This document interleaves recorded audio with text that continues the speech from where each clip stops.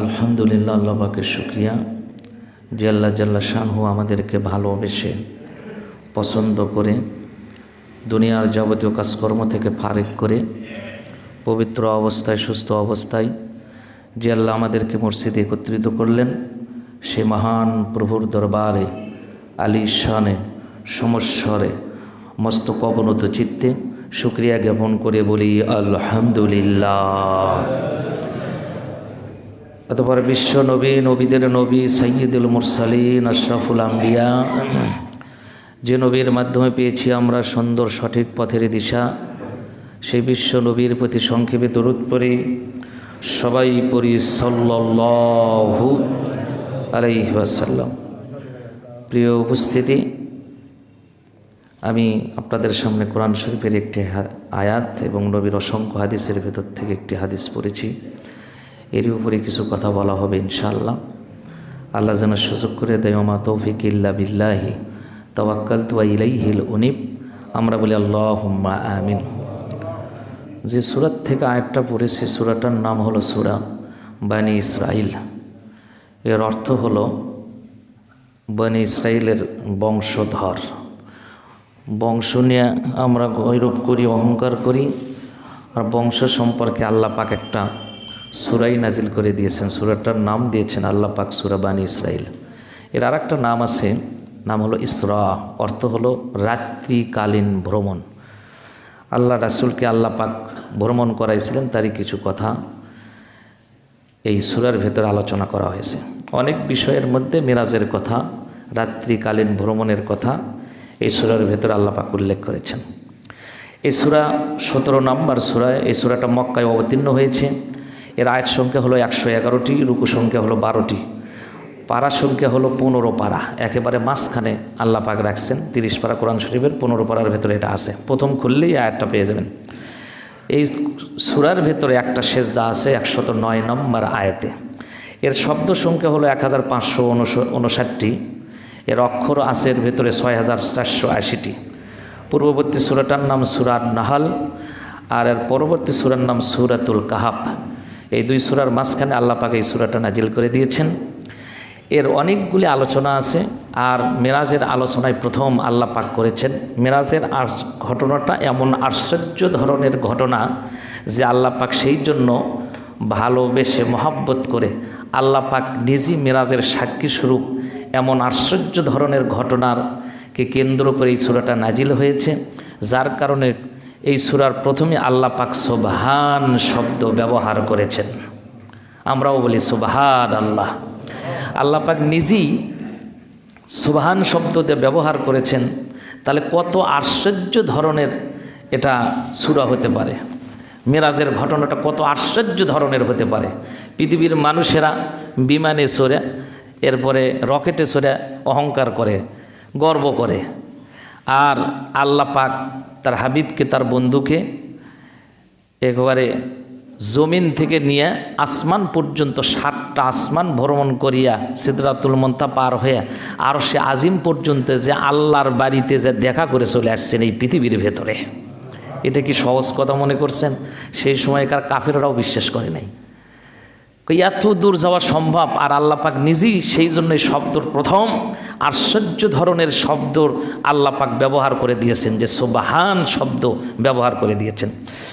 পবিত্র ও মহিমাময় তিনি, যিনি তার বান্দাকে আসরা বি আবদিহি লাইলাম মিনাল মসজিদিল হারাম, রাত্রের কিছু অংশ সময় আল্লাহ পাক তাকে, তার বান্দাকে কিছু নিদর্শন দেখানোর জন্য, দেখাবার উদ্দেশ্যে রাত্রির কিছু সামান্য অংশ তিনি মসজিদুল হারাম থেকে ইলাল মসজিদুল আকসা, অর্থাৎ কাবা শরীফ থেকে নিয়ে বাইতুল মুকাদ্দাস পর্যন্ত আল্লাহ পাক তাকে ভ্রমণ করেছেন। এটা হলো সামান্য অংশ, রাতের কিছু অংশ দিয়া আল্লাহ পাক এতটুকু বুঝালেন। এরপর বললেন শুধু তাই নয়, আল্লাজি বারাকনা হাউলাহু লিনুরিয়াহু মিন আয়াতিনা, আমি তাকে দিয়েছি বরকত। এতটুক জায়গার মধ্যে আল্লাহ পাক বরকত দিয়েছেন। সুবহানাল্লাহ বলেন। বরকত তো সব জায়গাতে আছে, কিছু কিছু বরকত আছে স্পেশাল বরকত না। তো স্পেশাল বরকত হলো নবীদেরকে আল্লাহ পাক দিয়েছিলেন, সেই জন্য বরকতের কথাও বলেছেন, নূরের কথাও বলেছেন। কারণ ইন্নাহু হুয়াস সামিউল বাসীর, আল্লাহ পাক তিনি সব দেখেন এবং সব কিছু শোনেন। সুবহানাল্লাহ বলেন। পৃথিবীর মানুষের চোখে যেটা ধরে না সেটা সেই চোখে আল্লাহর চোখে সেটা ধরে। সুবহানাল্লাহ। কিভাবে তিনি দেখেন, কত সূক্ষ্মদর্শী তিনি, সেই কথা আল্লাহ পাক এখানে বর্ণনা করেছেন এই সূরার ভেতরে। আসুন, আল্লাহ রাসূলের প্রচণ্ড আঘাত পেয়েছিলেন, তিনি তার সাথীকে হারিয়েছিলেন। যে সময় কোনো বন্ধু নাই, লোক নাই, জন নাই, সাথী নাই, কেউ নাই, শুধু ছিলেন হলো আবু তালেব, ছিলেন হলো রাসূলের সহধর্মিণী স্ত্রী ছিলেন মা খাদিজাতুল কুবরা রাদিয়াল্লাহু তাআলা আনহা। এই জন্য তিনি কষ্টই পাওয়ার কথা, কারণ হলো মা খাদিজাতুল কুবরা তিনি বলেছেন, আমাদের 25 বছরের দাম্পত্য জীবনের ভেতরে নবী করিম সাল্লাল্লাহু আলাইহি সাল্লাম জীবনে কোনোদিন একবারও চোখ রাঙ্গাইয়া কোনোদিন কথা বলে নাই। কেমন জীবন! আর আমাদের বাড়িতে গেলে খালি ঝগড়ার ঝাঁটি, মহিলা মানুষ তেরা কথা বলেই। যার কারণেই রাসূল করিম সাল্লাল্লাহু আলাইহি সাল্লাম তিনি ছিলেন কাবার হাতিমের ভেতরে শোয়া ছিলেন। কাবা শরীফের থেকে একটা জায়গা আলাদা করে রাখছেন, ওটা কাবারই অংশ। এক সময় এক হাত বাদশাহ ওঠে আর ওটা ভেঙে ফেলে দিয়ে আর একটা করে, তার সিদ্ধান্ত করলো যে না, এটা ভাঙা লাগবে না, কাবারই অংশ। এই হাতিমের ভেতরে নামাজ পড়ার অর্থ হলো সে যেন কাবা শরীফের ভেতর নামাজ পড়লো। সুবহানাল্লাহ বলেন। এই জন্য হাজিরা যে ওখানে নামাজ পড়ে, এই জন্য সবাই যারা যাবেন ওই দেখবেন একেবারে একটুখানি এতটুর পাশিতেও আসে না, ওর ভেতরে নবী করিম সাল্লাল্লাহু আলাইহি সাল্লাম তিনি ঘুমাইয়াছিলেন। আর নবীদের ঘুম মানে ঘুমও যা চেতনও তাই, চোখ বন্ধ থাকলে দিলটা খোলা, দিল চেতন ছিল। সুবহানাল্লাহ বলেন। এমন পয়গম্বর, নবীদের সামনেও যেরকম দেখতেন পেছনেও এরকম দেখতেন, ডানে যেরকম দেখতেন বামেও এরকম দেখতেন। সুবহানাল্লাহ, সুবহানাল্লাহ। আনাস রাদিয়াল্লাহু তাআলা আনহু বলেন, দীর্ঘ হাদিস বুখারীতে আছে, মুসলিমে আছে, ইবনে কাসিরের ভিতরে আছে, কাশফ বাইজাবি, মারিফুল কোরআন, তাফহিমুল কোরআন, ফি জিলালিল কোরআন, প্রায় তাফসীরের ভিতরে এই হাদিসের কথা, মেরাজের কথা সব সুন্দরভাবে বর্ণনা করা হয়েছে। কি কি নিদর্শন আল্লাহ রাসূল দেখেছিলেন, যে নিদর্শনের কথা আল্লাহ পাক বলছেন, সেই নিদর্শনের কিছু কথা শোনেন। সবাই জানি মেরাজের ঘটনা, কিন্তু আজকে তো 27 তারিখ, এই জন্য এই কথাটা বলতেছি আমি। জিবরাইল আমিনকে আল্লাহ পাক পাঠাইছিলেন, আসার পরে দেখলেন কাবার হাতিমের ভেতরে তিনি ঘুমাচ্ছেন। এটা তো আর মসজিদের ইমাম সাহেব না যে ঠ্যাং ধরে টানে বাইরে করে ফেল দিয়ে আসবেন, আমাদের বৈশিষ্ট্যই হলো এটা। কিন্তু জিবরাইল এসে দেখলেন বিশ্বনবী ঘুমাচ্ছেন। সুবহানাল্লাহ, সুবহানাল্লাহ। কে তাকে ধাক্কা দিবে, কে তাকে ডাক দিবে, কে তাকে কোন কথা বলে সম্বোধন করবে? স্ত্রী চলে গেছে, সব তার বাসা বাড়ি সব ছিল, কিন্তু ঘরের ভেতরে, রুমের ভেতরে প্রবেশ যখন করে মা খাদিজাতুল কুবরা রাদিয়াল্লাহু তাআলা আনহার সব স্মৃতিগুলা বিশ্বনবীর কলিজার ভেতরে আঘাত করে। যার কারণে বিশ্বনবী জনাবে মুহাম্মদুর রাসূলুল্লাহ সাল্লাল্লাহু আলাইহি ওয়াসাল্লাম তিনি কাবার হাতিমের ভেতরেই ঘুমাচ্ছিলেন। জিবরাইল আসলেন, আসার পর চিন্তা করলেন আমি কেমনে ডাক দিই, কোন কায়দায় ডাক দিলে বিশ্বনবীর ঘুম ভাঙবে। আমি তো সব পয়গম্বরদের কাছে গিয়েছি, সব পয়গম্বরের কাছে। জিবরাইল আমিন চলে আসছেন, কিন্তু আমি কোথাও দেখি নাই সব পয়গম্বরকে আল্লাহ পাক নাম ধরে ধরে ডেকেছেন। যেমন ইয়া আদম আসকুন আনতা ওয়া যাওজুকাল জান্নাহ, হে আদম তুমি আর তোমার সঙ্গী তোমার স্ত্রীকে নিয়ে জান্নাতের ভেতরে বসবাস করো, কিন্তু কথা হলো লা তাকরাবা হাদিহি শাজারাতা ফাতাকুনা মিনাজ জালিমিন। ওই গাছের ফল খাওয়া তো দূরের কথা, গাছের ধারের কাছেও যাবে না, খাওয়ার কথা নেই। ওই ফলের কাছে, গাছের কাছে যাইও না, এই কথা আছে। লা তাকরাবুজ জিনা, জিনা করো না, জিনার ধারের কাছেও যাইও না। আর আমরা জিনা লিয়েই ঘুরতেছি। এতিমের সম্পদ এর মাল খেও না, কোরআন শরীফের আছে, আর মাল খাইয়া শ্বাস করে ফেলে দিচ্ছি। জিবরাইল আমিন চিন্তা করলেন মুসা আলাইহিস সালামকে আল্লাহ পাক ডাক দিছে, মাতিলকা বিয়ামিনিকা ইয়া মুসা, মুসা তোমার ডান হাতে ওটা কি? সব কোরআন শরীফের ভিতরে আছে। ইয়া মুসা ইয়া হারুন ইয়া ইয়াহিয়া খুজিল কিতাবা বিকুয়া, সব কোরআন শরীফের ভেতরে আছে যে সব পয়গম্বরকে তিনি নাম ধরে ধরে ডেকেছেন। আমাদের নবীকে ইয়া মুহাম্মদ বলে কোনো জায়গায় ডাকেন নাই। তিনি চিন্তা করলেন কোন নামে ডাকি, কেমনে ডাকি। যার কারণে হাদিস শরীফের ভিতরে আসছে তিনি তার নরম জিহ্বাটা বের করে নবীজি ঘুমাচ্ছেন ওখানে পায়ের তলায় যায় তিনি একটা চাটন দিয়েছেন। বিশ্বনবী জনাবে মুহাম্মদুর রাসূলুল্লাহ সাল্লাল্লাহু আলাইহি সাল্লামের ঘুম থেকে তিনি জেগে উঠলেন। যখন জাগলেন, জাগানোর পরে পয়গম্বর জিজ্ঞাসা করতেছে, জিবরাইল, জিবরাইল, এত বড় ফেরেশতা, তুমি সমস্ত ফেরেশতাদের লিডার, তোমার ভেতরে অহংকার নাই, তাকাব্বুরি নাই, গর্ব নাই, অহংকার নাই, কিচ্ছু নাই। এত বড় ফেরেশতা, সমস্ত ফেরেশতাদের লিডার তুমি, আর আমি বিশ্বনবী সামান্য পয়গাম্বার, তার কদম মোবারকের ভেতরে তুমি তোমার জিহ্বাটা লেগে দিলা। এই কথা শোনার সঙ্গে সঙ্গে ভাইরা আমার, জিবরাইল আমিন ডাক দিয়া বলে, পয়গাম্বার, সমস্ত ফেরেশতার নেতা হতে পারি, সর্দার হতে পারি, কিন্তু আপনার কদম মোবারকের কাছে আমি জিবরাইলের আমার কোনো দাম নাই। এত বড় দামি ফেরেশতা, তোমার দাম নাই? বলে হ্যাঁ। তো তুমি এখানে আসছো, আমি ঘুমাচ্ছি, কি কারণে, কি অবস্থা হয়েছে তোমার?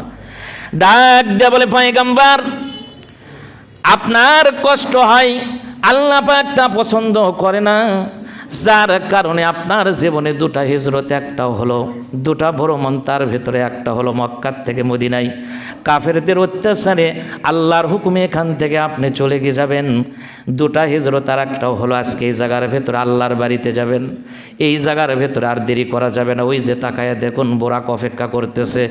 এটাও হলো এক নম্বর নিদর্শন, হলো আল্লাহ পাক তাকে জিবরাইল আমিনকে দেখায়া দিলেন। জিবরাইল আমিনকে পয়গম্বর মেরাজের রাত্রিতে তার জিবরাইলের নিজ শুরুতে আল্লাহ পাক নবীকে দেখায়াছে, নিজ শুরুতে জিবরাইলকে দেখালেন। এটাও একটা নিদর্শন। আয়াতুম মিন আয়াতুল্লাহ, এক একটা নিদর্শনের উপরে আর একটা নিদর্শন তিনি দেখাইছেন। জিবরাইল আমিনের পাখা ছিল 600 খান পাখা। একটা পাখা যদি একটুখানি বাড়ি দেয়, মা বাইনাল মাশরিকি ওয়াল মাগরিবে, একবার পূর্ব প্রান্ত থেকে পশ্চিম প্রান্ত চলে যায়। কোন মুফাসসির কিরামগণ বর্ণনা করেছে, চোখের দৃষ্টি যতদূর পর্যন্ত দেয় ততদূর পর্যন্ত জিবরাইল আমিন এক পাখার ওরে বাড়ি দিলে, বাতাস দিলে চলে যায়। তাহলে এই 600টা পাখা একেবারে জিবরাইল আমিনকে একদিন আল্লাহ রাসূল মেরাজের রাত্রিতে সশক্তি দিয়ে গেছিলেন। ফেরেশতারা তো বিভিন্ন সময় বিভিন্ন সুরত ধরতে পারে, জিনও ধরতে পারে, জিনরাও ধরে না, ধরে, জিনরাও সাপ হয়ে যায়, অনেক সময় মানুষের মতো হয়, এই ঘোড়ার মতো হয়, বিভিন্ন সময় আল্লাহ পাক সেই ব্যবস্থা তাকে করে দিয়েছে। তো যাই হোক, জিবরাইল আমিনকে তিনি এই নিদর্শনে দেখলেন, বলে ওঠেন তাড়াতাড়ি। বোরাক দেখতেছেন, এটাও নিদর্শন। বলে আমি তো এই জানোয়ারও কোনো দিন দেখি নাই। বলে ওঠেন, কত তাড়াতাড়ি, দেখেন বাইতুল মুকাদ্দাসে আপনাকে নিয়ে যায়। উঠবেন পয়গম্বর, বোরাকের দিকে তাকায় বিশ্বনবী জনাবে মুহাম্মদুর রাসূলুল্লাহ সাল্লাল্লাহু আলাইহি সাল্লাম, তিনি চোখের পানিগুলো ছেড়ে দিয়েছেন। ডাক দিয়ে বলতেছেন, জিবরাইল হুজুর কাঁদতেছেন কেন? বলে কাঁদবো না, এটা তো আমি চড়বো, আমার উম্মতদের অবস্থাটা কি হবে? বলে চিন্তা করবেন না, এর সেই তো সুন্দর সুন্দর বোরাক আল্লাহ রব্বুল আলমিনের কাছে আছে। কিয়ামতের দিন কবর থেকে যেদিন উঠানো হবে, সেই দিন বোরাকের পৃষ্ঠে তুলে আপনার উম্মতদেরকে আল্লাহর দরবারে হাজির করা হবে। কিয়ামতের দিন হাজির করা হবে, কোনো টেনশন নাই। বিশ্বনবী আবার চড়তে চাই, বোরাকে আবার নিতে চায় না। ডাক দেয়া বলতেছি, ইয়া রাসূলুল্লাহ, হাবিবাল্লাহ, আপনি অল্প সময়ের জন্য চড়বেন, আমি নিতে চাই না। কঠিন কিয়ামতের ময়দান যেদিন শুরু হবে, সেই দিন যদি আপনার কদমটা আমার পেটের ভেতরে দেন, তাহলে আমি সুযোগ করে দিই। আমি তো নিবই, আল্লাহ পাক তো ওই জন্যই পাঠাইছে, কিন্তু আমার তো একটা আরজু আছে, আমার তো একটু আবেদন আছে। আল্লাহ রাসূল বলেন, বোরাক চিন্তার কোনো কারণ নাই, আমি ওয়াদা দিলাম তোমার পিঠেই কিয়ামতের দিনে উঠবো। সুবহানাল্লাহ বলেন, তিনি তো রহমাতাল লিল আলামিন। আমার ভাইরাম, একটানে নিয়ে চলে গেলেন বোরাক বাইতুল মুকাদ্দাসিয়ার ভেতরে। অনেক কিছু হয়েছে, আমি ওটা বলবো না, অনেক বড় হয়ে যাবে, একটু খেয়াল করে শুনুন। বোরাক যখন নিয়ে গেল, নিয়ে যাওয়ার পর বিশ্বনবী বোরাকের পৃষ্ঠের থেকে নামলেন। নামার পর বাইতুল মুকাদ্দাসের ভেতরে যখন ঢুকলেন, ঢোকার পর দেখতে পারলেন গোটা মসজিদের ভেতরে মানুষ আর মানুষ দিয়ে ভরপুর হয়ে গেছে। আল্লাহ রাসূল বলেন, আমি তখনও নিজেও দাঁড়িয়ে গেলাম, আর দেখলাম বিশাল জামাত। এত বড় জামাতের কে ইমামতি করবে? পয়গম্বর বলে, না না, আমার মনের ভেতরেও এটা জাগে নাই। হঠাৎ করে জিবরাইল কানের গোড়ায় মুখ লাগায় বলে, পয়গম্বর কার অপেক্ষা করতেছেন? এত বড় বিশাল জামাতের ইমাম আপনি ছাড়া আজকে এই জায়গার ভেতরে কেউ এখানকার উপযুক্ত নয়। যান, মুসাল্লাখানা ফাঁকা আছে, এখন এই মুহূর্তে দাঁড়িয়ে 2 রাকাত নামাজ আপনি শেষ করে দেন। আমার ভাইয়েরা, 2 রাকাত নামাজ যখন শেষ হয়ে গেল, আর সঙ্গে সঙ্গে জিবরাইল ডাক দিয়া বলে, পয়গম্বর আপনি কি জানেন আপনার পেছনে কারা? আজকে মুসল্লি কারা, মুক্তাদি? ডাক দিয়া বলে, জিবরাইল কারা? আমি তো কোনোদিন আসি নাই মসজিদের ভেতরে, আমি তো জানি না কারা মুসল্লি। ডাক দিয়া বলে, হুজুর আপনি শুনে নেন, আদম আলাইহিস সালাম থেকে শুরু করে ঈসা আলাইহিস সালাম পর্যন্ত যতগুলো পয়গম্বর, সবগুলো পয়গম্বর আপনার আজকে মুসল্লি। সব পয়গম্বরদের আপনি আজকে নেতা, আপনি হলেন ইমাম, ইমামুল মুরসালিন, আপনি হলো সমস্ত মুরসালিনদের নেতা। সুবহানাল্লাহ বলেন। এটাও একটা নিদর্শন দেখলেন। এটা যাওয়া কি সোজা কথা মনে করছেন আপনি? 6 মাসের রাস্তা মক্কার থেকে শুরু করে যাওয়া লাগে। এই কথা যদি আসে কয় পৃথিবীর কোনো মানুষ বিশ্বাস করবি? কোন বিশ্বাস করা কঠিন? কঠিন না? এটা বিশাল কঠিন। কিন্তু যারা রাসূলের সাহাবী তারা বলছে, হুজুর জীবনে যত কিছুই বলেন, আপনি যত কথা কছেন একটা কথাও কোনোদিন মিথ্যা কথা বলেন নাই, সব সত্য বলেছেন। সুবহানাল্লাহ বলেন। আচ্ছা, এটাও তিনি দেখলেন, বাইতুল মুকাদ্দাস তিনি দেখলেন, বোরাক দেখলেন। এইগুলো হলো নিদর্শন আল্লাহ পাক তাকে দেখাইছিল। এরপরে সিদরাতুল মুনতাহা আল্লাহ পাক তাকে দেখাইছেন। সিদরাতুল মুনতাহা ওই গাছটা বিশাল বড় একটা গাছ, সেটা ঢাকা থাকে। নবী বলেন যে আমি যখন গেছি যাওয়ার সাথে সাথে ওই গাছটা ঢাকা ছিল, ওই ঢাকা গাছটা একেবারে সেটা খুলে দেওয়া হয়েছে। সুবহানাল্লাহ বলেন। যখন খোলা হলো, গোড়ার দিকে তাকায় দেখি, গাছের নিচের দিকে তাকায় দেখি দুটা অংশ, এখান থেকে দুটা নদী বের হয়ে গেছে। তার দুটা 4টা নদী বের হয়ে গেছে। দুটো গেছে হলো উপরের দিকে আর দুটো গেছে হলো নিচের দিকে। জিবরাইলকে ডাক দিয়ে বললাম, জিবরাইল এত সুন্দর গাছ, এত সুন্দর সুন্দর পাতা, কিন্তু তার গোড়ার দিকে যখন আমি তাকালাম দেখতে পারলাম ভেতরের দিকে দুটা নদী আর বাইরের দিকে দুটা নদী। কারণটা কি? ডাক দিয়া বলে, জিবরাইল ও পয়গম্বর আপনি শুনুন, দুটা গেছি দুনিয়ার দিকে, সেটা হলো একটা হলো ফরাদ নদী আর একটা হলো মিশরের নীল নদ, আর দুটাকে আল্লাহ পাক জান্নাতের দিকে আল্লাহ পাক রাখছে। আবার ভাইরাম, এরপরে পয়গম্বর যে নিদর্শনটা দেখলেন সেটা হলো জান্নাত। আল্লাহ পাক দেখাইলেন জান্নাত কত সুন্দর, কত নিয়ামত দিয়া ভরপুর। এই পৃথিবীটা কোটি কোটি বার বিক্রি করলে আল্লাহর জান্নাতের এক টুকরা শিকের মূল্য দেওয়া যাবে না। শিকের মূল্য শুধু নয়, একটা যে কাপড় থাকে, জানালার যে কাপড় থাকে, পর্দাগুলো আমরা লাগাই, এ পর্দার এক টুকরা সুতের মূল্য পৃথিবী গোটাল বিক্রি করলেও হবে না। এত দামি জান্নাত আল্লাহ পাক দিয়ে দিবে। সুবহানাল্লাহ বলেন। এরপরে পয়গম্বর বলেন, আমি জিবরাইলকে সাথে লইয়াম জান্নাতে দেখেছি, নিদর্শনগুলো দেখলাম। এরপরে কষ্টের যে জায়গা, আযাবের জায়গা জাহান্নামও আমাকে ভ্রমণ করাইছি। জাহান্নাম যখন আমি দেখলাম, জাহান্নামের দরজার কাছে দাঁড়ায় দেখি একটা বিভৎস চেহারার একজন ফেরেশতা বসে আছেন। আমি যে সালাম দিলাম কিন্তু তার কোনো কথা নাই। আমি জিজ্ঞাসা করলাম, ইয়া কি জিবরাইল, জিবরাইল এই লোকটাকে আজকে এই জায়গার ভেতরে বসে রাখছে? ডাক দিয়া বলে, পয়গম্বর ইনি হলেন জাহান্নামের দারুরকিয়ান, নাম হলো মালিক। ডাক দিয়ে বলেন, এ জিবরাইল সব জায়গার ভিতরে গেলাম, পয়গম্বরদের সাথে আমার বাইতুল মুকাদ্দাসে কথা হলো। মুস্কি মুস্কি হেসে পয়গম্বররা কথা বলেন। আজকে এই লোকের দিকে তাকায়, এই ফেরেশতার দিকে তাকায়া দেখি তার কাছে মুখে কোনো কথা নাই, তার মুখে কোনো হাসি নাই। তাকে সালাম দিলাম, কোনো কথা বলল না। ডাক দেয়া বলে, হুজুর আপনি শুধু নয়, আমি জিবরাইলকে যেদিন আল্লাহ পাক তৈরি করেছে সেই দিন থেকেই মালিক ফেরেশতার মুখের ভেতরে আমি কোনোদিন হাসি দেখি না। তাহলে চিন্তা করে দেখেন তার অবস্থাটা কি হবে। জাহান্নামের মালিক ফেরেশতা গেটম্যান যদি এই অবস্থা হয়, তাহলে জাহান্নামের অবস্থাটা কি হবে, কত ভয়ানক। এই জন্য পয়গম্বর বলেন, জিবরাইলের কাছ থেকে পয়গম্বর শুনেছেন, ডাক দিয়া বলে, নবী আপনি শুনুন, জাহান্নামের যে দারোগাই ফেরেশতাই হলো লিডার। এই মালিকে যখন মানুষেরা জাহান্নামের ভেতরে কান্নাকাটি করবে, আওয়াজ করবে, ডাক দিবে মালিককে, মালিক কোনো কথা শুনবে না। 500 বছর পর্যন্ত পার হওয়ার পরে ডাক দিয়া বলবে, জাহান্নামবাসীরাম তোমরা আমাকে কথা বলার জন্য বারবার করে বলো। যেদিন আল্লাহ পাক এই জাহান্নামের গেটম্যান রেখেছেন, এর দিকে একবার তাকানোর পর আমার দুনিয়ার ভেতরে, আমার শরীরের ভেতরে মায়া মহব্বত ভালোবাসা যা ছিল, দুনিয়ার প্রতি যা ছিল, কথাবার্তা যা যা ছিল, একটা কথা একটা হাসি সবগুলো আমার ভেতর থেকে সব বিলীন হয়ে গেছে। আর এই জাহান্নামের হাসি তোমরা এর ভেতরে কাঁদতেছো, আর আমি কথা বলবো কেমনে? এর আযাব দেখেই তো আমার মুখের ভেতর থেকে হাসি সব উঠে গেছে। এত ভয় এই জাহান্নামের ভেতরে আছে, যার কারণে আমি আর দুনিয়ার কোনো খেয়াল করি না, শুধু খেয়াল করি আল্লাহর দিকে। আল্লাহ যা অর্ডার করে সেই অর্ডারটাই পালন করি, একটা অর্ডার এদিক সেদিক আমি করি না। সেই জন্য আল্লাহ পাক এখানে আমাকে ডাকছে। আমি কেমনে পয়গম্বরের সালামের জবাব দিব? আর জাহান্নামের মানুষের এত গজবের কথা চিন্তা করে আমার যে অবস্থা হয়ে গেছে, আর ওদের কথাই আমি কেমনে শুনবো?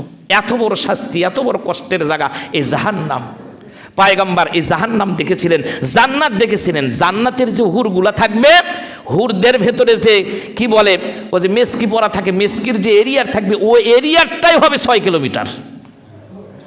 তাহলে চিন্তা করে দেখেন, একটা বার যখন পাক দিবে, ও যে আমরা তো অনেক সময় নাটক নভেল গে কি বলে অনেক যাত্রা কেল্লাকুশি মেলা দেখছেন, যেগুলো পোশাক পরে ওটা তো সামান্য নাচ। আর ওদের জান্নাতের ভেতরে পায়ের ভেতরে যে নূপুর থাকবে, নূপুরের ভেতরে ছোট্ট ছোট্ট পাথর বসানো থাকে, এই পাথরের ভেতর থেকে 70,000 আলো আল্লাহ পাক বের করে দিবে। এক একটা আলো এক এক রকমের। দুনিয়ার ভেতরে তো কয় রকমের আলো দেখি। আর জান্নাতের বর্ণনা তো ওটা তো কল্পনাই করতে পারবে না মানুষ। জান্নাত আল্লাহ পাক কত সুখের রেখে দিয়েছে, সেটা পয়গম্বর দেখেছে। এই নিদর্শনগুলা আল্লাহ পাক তাকে দেখাচ্ছে। যাই হোক, তিনি দেখালেন জাহান্নামের এই মালিকের ফেরেশতার কথাও নবী জিবরাইলের কাছ থেকে শুনলেন। এরপরে আল্লাহ রসুল বলেন যে আমি হাউজে কাউসারের কাছে নিয়ে যাওয়া হলো। হাউজে কাউসার দেখছি, ওই যে সূরার ভিতরে পড়ি না, ইন্না আতাইনা কাল কাউসার, হে নবী নিশ্চয় আমি আপনাকে কাউসার দান করেছি। সুবহানাল্লাহ বলেন। দুনিয়ার ভেতরে মানুষেরা সম্পদের জন্য, সন্তানের জন্য আপনাকে বলে যে আপনি একবারে লেস কাটা হয়ে গেছেন, নিবংশ হয়ে গেছেন। নিবংশ এরাই হয়ে যাবে, এরাই নিবংশ হয়ে যাবে, আর আপনার নাম কিয়ামত পর্যন্ত থাকবে। এমন কোনো টাইম নাই পৃথিবীর ভেতরে আশহাদু আন্না মুহাম্মাদার রাসূলুল্লাহ সাল্লাল্লাহু আলাইহি সাল্লাম উচ্চারণ হচ্ছে না, সব জায়গায় জায়গায় হচ্ছে। সুবহানাল্লাহ বলেন। কত নাম বিশ্ব নবীর, কত শান পয়গম্বরের। যাই হোক, হাউজে কাউসার দেখলেন আল্লাহ রসুল, তাকে আল্লাহ পাক তাকে দেখাইছিলেন জিবরাইলের মাধ্যমে। এরপরে আসমানগুলোও তো ভ্রমণ করাইছিলেন। আর এই আসমানের কত নিদর্শন আল্লাহ পাক, এই আসমানগুলোকে আমি বর্ণনা করেছি। একদিন লোহা দিয়া বানাইছে, সোনা দিয়া বানাইছে, পিতল দিয়া বানাইছে, জমরুদ পাথর দিয়া বানাইছে। তাফসিরে জালালিন শরীফের ভিতরে এগুলি কথাগুলো আছে। তা আল্লাহ রাসূল জিবরাইল আমিনকে নিয়ে যখন প্রথম আসমানে গিয়েছিলেন, প্রথম আসমানের দরজাটাও বন্ধ, খোলা নেই। তা আল্লাহ রাসূলের নাম শোনার সাথে সাথে জিবরাইল ডাক দিয়ে বলছে, এই খোলেন, দরজাটা খোলেন। বলে কে আপনার সাথে আসছে? বলে যিনি আসছেন আখিরি জামানার পয়গম্বর জনাবে মুহাম্মদুর রাসূলুল্লাহ সাল্লাল্লাহু আলাইহি ওয়াসাল্লাম। নবীজি বলেন যে আমার নাম শোনার সাথে সাথে ফাতাহা লানা, দরজাটা তখন খুলে দেওয়া হয়েছে। জোরে কোন সুবহানাল্লাহ। দরজা যখন খোলা হলো, দেখলেন বিশাল বড় একটা কুরসি জুড়ে, একটা সিংহাসন জুড়িয়ে একজন পয়গম্বর বসে আছে। তার নাম হলো আমাদের আদি পিতা হযরত আদম আলাইহিস সালাম। আদম আলাইহিস সালামকে আল্লাহ পাক তার সাক্ষাৎ করালেন, দোয়া করলেন, দেখালেন যে তুমি তো আমার সন্তান। সুবহানাল্লাহ বলেন। এত সুন্দর চেহারা পয়গম্বরের। আদম আলাইহিস সালাম নিজে কুরসির ভেতর থেকে দাঁড়িয়ে তাকে সাদর সম্ভাষণ জানালেন। এত সম্মান, এত ভালোবাসা বিশ্ব নবীর। যাই হোক, এরপরে দ্বিতীয় আসমানে যার সাথে তা দেখা করলেন তিনি হলেন ইয়াহিয়া ঈসার সাথে আল্লাহ রাসূল দেখা করেছিলেন। 3 নম্বর আসমানে যা পয়গম্বর দেখলেন যে এত বড় সুন্দর মানুষ আমি জীবনেও কোনোদিন দেখি নাই। তিনি হলেন হযরত ইউসুফ আলাইহিস সালাম। সুবহানাল্লাহ, সুবহানাল্লাহ। তাফসীরের কিতাবের ভেতরে লেখা আল্লাহ পাক তাকে দুনিয়ার যা কিছু সৌন্দর্য আছে আল্লাহ পাক অর্ধেক সৌন্দর্য দিয়ে ইউসুফ আলাইহিস সালামকে তৈরি করেছেন, আর অর্ধেকটা দিয়ে আল্লাহ পাক পুরো পৃথিবীটা তৈরি করেছেন। তাহলে ইউসুফ আলাইহিস সালামের চেহারাটা কতটুক? তাফসীরের ভেতরে লেখে তিনি যখন কোনো জিনিস খাবার খাচ্ছিল, খাবারটা জিহ্বার ভেতরে দেশে, গলা দিয়া, বুক দিয়া, পেটের ভেতরে খাবার গেছে, বাইরের থেকে খাবারগুলো দেখা যেত। কত সুন্দর করে আল্লাহ পাক বানাইছেন।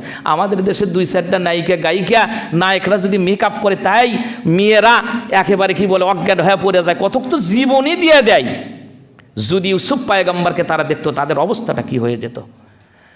ইউসুফ আলাইহিস সালামের জন্য মানুষেরা সেই সময়কার নারীরা পর্যন্ত হাত পর্যন্ত কেটে ফেলে দিয়েছে। মা আয়েশা সিদ্দিকা রাদিয়াল্লাহু তাআলা আনহাকে জিজ্ঞাসা করেছে, আচ্ছা সেই সময়কার তাহলে কি আমাদের রাসূলের চাইতে ইউসুফ আলাইহিস সালাম বেশি সুন্দর ছিলেন? মা আয়েশা সিদ্দিকা রাদিয়াল্লাহু তাআলা আনহা বর্ণনা করেন, তোমরা তো বলতেছো তারা হাত কেটে ফেলে দিয়েছে, সেই সময়কার মহিলারা যদি আমার স্বামী বিশ্বনবী জনাবে মুহাম্মদুর রাসূলুল্লাহ সাল্লাল্লাহু আলাইহি সাল্লামকে তারা দেখতো এক নজর, দেখার কারণে তারা তো আঙ্গুল কেটে ফেলে দিছে, হাত কেটে ফেলে দিছে। তারা যদি নবীকে দেখতো তাদের ছুরিটা তাদের কলিজার ভেতরে লাগায় টান দিত, একটু টের পেত না। সুবহানাল্লাহ বলেন। আবার ভাইয়েরা, এরপরে ইউসুফ আলাইহিস সালামের সাথে সাক্ষাৎ করেন।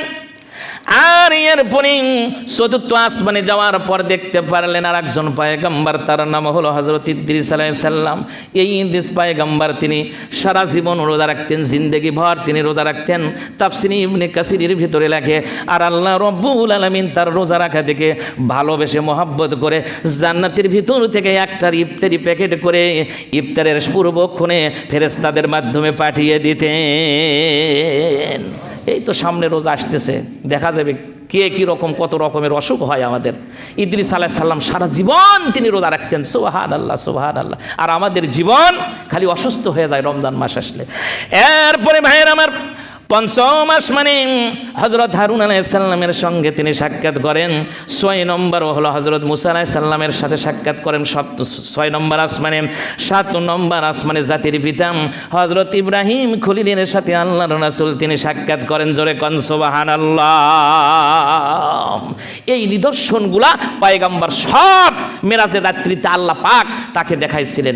এই মেরাজের ঘটনা এত আশ্চর্য ধরনের ঘটনা, যার কারণে আল্লাহ পাক নিজে সুবহান শব্দ ব্যবহার করেছেন। সুবহানাল্লাযী আসরা বিআবদিহি লাইলাম মিনাল মাসজিদিল হারামি ইলাল মাসজিদিল আকসা। তো মিরাজের ঘটনা আপনারা তাফসিরে এই ইবনে কাসিরের ভিতরে সুন্দর করে বড় করে বিশালভাবে আলোচনা করা হয়েছে, বিস্তারিতভাবে আপনারা দেখবেন। এরপরে আল্লাহ রাসূল বাইতুল মামুর একটা মসজিদ দেখেছিলেন। সেই বাইতুল মামুরটা কোথায়? কাবা শরীফ যেখানে আছে, কাবা শরীফের বরাবর একেবারে উপরে আছে। ওখান থেকে আল্লাহ রাসূলের মানে আল্লাহ পাকের আরশে আজিম যেখানে আছে, আরশ থেকে কুরসির থেকে যদি একটা ঢেল ফেলে দেওয়া হয়, কেউ দিবে না। যদি দেওয়া হয় বাইতুল মামুর মসজিদের উপরে পড়বে। বাইতুল মামুর মসজিদ থেকে যদি কেউ একটা ঢেল দেয়, কাবা শরীফের ছাদের উপরে পড়বে। তো সেই বাইতুল মামুরের ফেরেশতারা একবার যখন কেউ সুযোগ পাবে, কিয়ামত পর্যন্ত আর তার সুযোগের কোনো আসার কোনো সুযোগই নাই। তাহলে আল্লাহর কাছে ফেরেশতা কত বেশি আছে চিন্তা করা যায়। একবার বাইতুল মামুরে একবার নামাজ পড়ার সুযোগ হলে ওই ফেরেশতার কিয়ামতের আগ পর্যন্ত আসার কোনো সুযোগ নেই। তাহলে আল্লাহ পাকের ফেরেশতা কত বেশি। তো যাই হোক, এই মসজিদ তিনি দেখেছিলেন আল্লাহ রাসূল। আর জাহান্নামের শাস্তির কথা বুখারীতে এসেছে, ইবনে কাসিরের ভেতরে আসছে অনেক শাস্তি। এরপরে রাসূল সাল্লাল্লাহু আলাইহি সাল্লামকে 14টা এই মানে দিক নিদর্শনা দিয়ে আল্লাহ পাক পৃথিবীর ভেতরে পাঠিয়েছিলেন। তুমি তো রাষ্ট্রপ্রধান হবা, এই রাষ্ট্রপ্রধান হলে কি কি কাজ করা লাগবে এই সূরার ভেতরে সুন্দরভাবে বর্ণনা করেছেন আল্লাহ রাব্বুল আলামিন। খালি হঠাৎ করে যদি একজনক নিয়ে যায় টিউন অবশ্যই যদি একটা জনক বসায় দেন, ও চালাতে পারবে? আমাকে বসায় দিলে আমি পারবো? তার ট্রেনিং লাগবে না? এই জন্য পৃথিবীর বাদশা হবেন, তার ট্রেনিং লাগবে না? এই জন্য ট্রেনিংয়ের ব্যবস্থা করে দিয়েছেন আল্লাহ পাক। ওখান থেকে লিয়া মিরাজের সব কিছু দেখানোর পরে আল্লাহ রাসূলকে 14টা হুকুম আহকাম দিয়া যে তুমি যখন রাষ্ট্রপ্রধান হবা কি কি নিয়ম নীতি দিয়ে চলবা, আল্লাহ রাসূলকে সুন্দরভাবে এই কোরআন শরীফের ভিতরে সব কিছু আল্লাহ পাক বর্ণনা করে দিয়েছেন। তা আসেন জাহান্নামের কিছু কথা আপনাদের শোনাই। জাহান্নামের আযাবটা কত বেশি হবে। রাসূল সাল্লাল্লাহু আলাইহি সাল্লাম জাহান্নামের ভিতরে কি কি দেখেছিলেন। রাসূলের সাহাবী সামুরা বিন জুদ্দুব রাদিয়াল্লাহু তাআলা বর্ণনা করেন যে আমি দেখেছি বিশাল বড় একটা রক্তের নদী, খালি রক্ত আর রক্ত, তার ভেতরে মানুষগুলা হাবুডুবু খায়। আর কিছু মানুষগুলা তারা যখন হাবুডুবু খেতে খেতে রক্তের ভেতরে ভাসতে ভাসতে যখন কিনারের দিকে চলে আসে, ওখানে অন্য আরও মানুষগুলো আছে, ফেরেশতাদেরকে আল্লাহ পাক রাখছেন মানুষ রূপে। আর ওই ফেরেশতাগুলো বড় বড় পাথরগুলো তাদেরকে নিক্ষেপ করে। এক বর্ণনার ভেতরে আসছে ওই পাথরগুলো তার মুখের ভেতরে নেওয়ার পর আবার তারা ভাসতে ভাসতে আবার মাঝখানে রক্তের সাগরের ভেতরে নদীতে তারা চলে যায়, আবার চলে আসে, আবার তাদেরকে পাথর নিক্ষেপ করার কারণে দূরে চলে যায়। জিবরাইল আমিনকে পয়গম্বর জিজ্ঞাসা করলেন, জিবরাইল আমিন এই লোকগুলো এত কষ্ট কেন, এদের কি হয়েছে, এদের শাস্তি কেন এত? ডাক দেয়া বলে, পয়গম্বর এটা হলো আপনার উম্মতের ভেতরে কিছু উম্মত তারা থাকবে যারা দুনিয়ার ভেতরে যারা শতকরা 10 টাকা খায়, এরা হলো আকলুর রেবা, এরা হলো দুনিয়ার ভেতরে সুদখুর। এই সুদখুর যারা তারা রক্তের ভেতরে ভাসবে। এটা আমার কথা নয়, বুখারীর কথা। অন্য বর্ণনার মধ্যে আসছে ভাইয়েরা আমার, আল্লাহ রাসূল দেখলেন বিশাল বিশাল মানুষ, তাদের বিশাল বিশাল পেট, এই পেটের ভেতরে বাইরে থেকে দেখা যায় সাপগুলো তাদেরকে দংশন করতেছে। এই দৃশ্য, এই সিনারি দেখার পর ডাক দেয়া বলে, জিবরাইল, এত বড় মানুষ আর এদের পেটের ভেতরে এতগুলো সাপ থেকে আসলো, কেমনে আসলো? ডাক দেয়া বলে, হুজুর, এই উম্মাদগুলা হলো, এই লোকগুলা হলো আপনারই উম্মাদ, যারা জানি ঠিকই সুদ খাওয়া হারাম, তারপরেও যারা দুনিয়ার ভেতরে যারা সুদ খাইছে, যারা আকলুর রেবা যারা সুদ খায়, এদেরকে পেটের ভেতরে সুদ লেয় না, এরা টাকাগুলো লেয় না, পয়সাগুলোই শুধু লেয় না, এদের পেটের ভিতরে সবগুলো আপনি দেখতেছেন সাপ বিচ্ছু দিয়ে ভরপুর হয়ে গেছে। খান আজকে সুদ আর ঘুষ, এটা কোনো ব্যবহারই নয়, অথচ দাবি করতেছে মুসলমান। আরে কোনো মুসলমানের সন্তান সুদ খেতে পারে, এটা বিশ্বাস করাও সুকঠিন। মুসলমানের কাছে ওয়াজ করা লাগবে কেন? হিন্দু ধর্মের অনেক লোক আছে তারা সুদ খায় না, তারা ঘুষ খায় না, তারাও হালাল হারাম বেঁচে চলে। আর মুসলমানরা চিন্তা করতেছে যে না, আমরা সুদ খামো, যা হয় হয়ে যাক, ঘুষ খামো, আর মরে যাওয়ার আগে হজ কর্ম, হজ করলে তো আল্লাহ মাফ করে দিবি। জানিয়া গুরু না বই হাল, তার দুঃখ চিরকাল। সেই জন্য না, এত বড় পাপ করেন না, এটা হলো কবিরা গুনাহ। এত বড় কবিরা গুনাহ কেন আমরা করতেছি? আর একদল ফেরেশতা আর একদল লোকদেরকে দেখলেন, সামনের দিকে অগ্রসর হওয়ার পরে দেখতে পারলেন তাদের ঠোঁটগুলো হলো উটের ঠোঁটের মতো। আল্লাহ রাসূল বর্ণনা করেন, ডাক দিয়া বলে, জিবরাইল, এই লোকগুলো কারা যাদেরকে পাথরের টুকরাগুলো দেওয়া হয় আর এরা চিল্লা চিল্লি করে, এদের আযাবের কারণে, কষ্টের কারণে মানুষ একটু মোটা চালের ভাত খেতে চায় না, আর পাথরগুলো এরা খাচ্ছে রে জিবরাইল। এই লোকগুলো কারা? বলে, ডাক দিয়া বলে, এটাও তো আপনারই উম্মতেরা, এদেরকে পাথরগুলো খাবার দেওয়া হচ্ছে, পাথরগুলো তারা মুখ দিয়া খায়, খাওয়ার কারণে পেছনের দরজা দিয়ে পাথরই তাদের বের করে দেয়। মুখ দিয়ে খাচ্ছে, পিছনের দরজা দিয়ে পাথর বের হচ্ছে, এদের তো খুব কষ্ট। একবার পায়খানা যাদের না হয়, হাসপাতালে গেলে কত টাকা লাগে, এটা হিসাব করে দেখেন, কত কষ্ট হয়। পেশাব যদি না হয় কত কষ্ট হয়, আর পাথর খায়, পাথরই এরা বের করে দিচ্ছে। এদের শাস্তি এরা কি কারণে? কয় আল্লাহ রাসূলকে জিজ্ঞাসা করো, জিবরাইলকে জিজ্ঞাসা করো। ডাক দিয়ে বলতেছে, হুজুর, এরা কি এমনি পাথর খায়? এই লোকগুলো সব দুনিয়ার ভেতরে মানুষের সম্পদ মেরে খাসে, এতিমের টাকা মেরে খাসে। মেম্বার, চেয়ারম্যান, এমপি, মন্ত্রী, হুজুরও যখন হসে, চাকরিও যখন করছে, এরা সব এতিমের সম্পদ মেরে খাসে। যাই যেখানে দায়িত্ব পাচ্ছে সেখানেই তারা মেরে ধরে খাসে, এতিমের সম্পদ মেরে খাসে। এতিমের সম্পদ তো খাচ্ছেন না, যারা খায় তারা পাথরের টুকরা খায়। আমি হুজুর যদি মসজিদের ভিতর থেকে টাকাগুলো চুরি করে নিয়ে পকেটের মতন করে চলে যায়, তাহলে আমাকে কি চাকরিতে রাখবেন আপনারা? ইমামতি চলবে, চাকরি তো না, এই ডিউটিটা থাকবে আমার থাকবে না। মুয়াজ্জিন যদি লাই, তাও থাকবে না। একজন মুসল্লি যে চুরি করে, তাকেও মসজিদের ভেতর ঢুকতে দিবে না। যদি তাই হয়, তাহলে আল্লাহর পৃথিবী, আল্লাহ পাক আসমান জমিন সৃষ্টি করেছেন, লিল্লাহি মা ফিস সামাওয়াতি ওয়া মা ফিল আরদ, আসমান আর জমিনের সব কিছু যা আছে সব আল্লাহর। আর সেই পৃথিবীর ভেতর থেকে আপনি চুরি করবেন আর এই হারাম জিনিস ভক্ষণ করবেন, আল্লাহ পাক পাথর খাওয়াবে না, তা কি খাওয়াবে?